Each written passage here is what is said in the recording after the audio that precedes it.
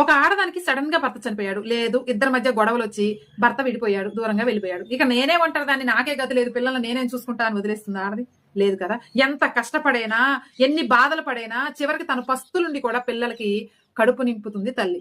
మరి ఆ తల్లికి మీరేం చేస్తున్నారు? తన బాధను అర్థం చేసుకుంటున్నారా? తన కష్టాలను అర్థం చేసుకుంటున్నారా? పైగా నేనొక్కనే గతి అన్నట్టు తల్లిని అనరాని మాటలు అంటున్నారు. ఇంకా దౌర్భాగ్యులైతే చెయ్యి కూడా చేసుకుంటున్నారు.